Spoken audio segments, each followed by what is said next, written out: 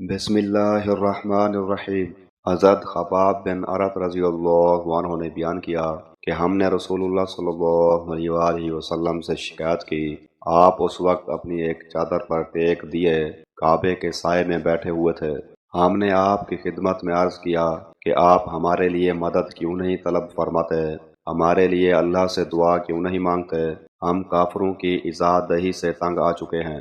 ہاں، حضرت صلی اللہ علیہ وآلہ وسلم نے فرمایا، ایمان لانے کی سزا میں تم سے پہلی امتوں کے لوگوں کے لیے گڑھا کھودا جاتا اور انہیں اس میں ڈال دیا جاتا، پھر ان کے سر پر آرا رکھ کر ان کے دو ٹکڑے کر دیے جاتے، پھر بھی وہ اپنے دین سے نہ پھرتے۔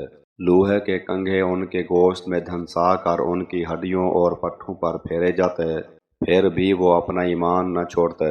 اللہ کی قسم کہ یہ امر اسلام بھی کمال کو پہنچے گا، اور ایک زمانہ آئے گا کہ ایک سوار مقام صنعاء سے حضرموت تک سفر کرے گا، لیکن راستوں کے پر امن ہونے کی وجہ سے اسے اللہ کے سوا اور کسی کا ڈر نہیں ہوگا، یا صرف بھیڑیے کا خوف ہوگا کہ کہیں اس کی بکریوں کو نہ کھا جائے، لیکن تم لوگ جلتی کرتے ہو۔ صحیح بخاری حدیث نمبر 3612۔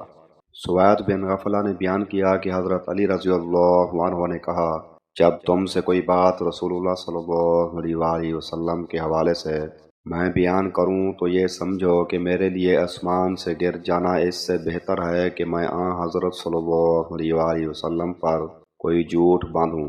البتہ جب میں اپنی طرف سے کوئی بات تم سے کہوں تو لڑائی تو تدبیر اور فریب ہی کا نام ہے، اس میں کوئی بات بنا کر کہوں تو ممکن ہے۔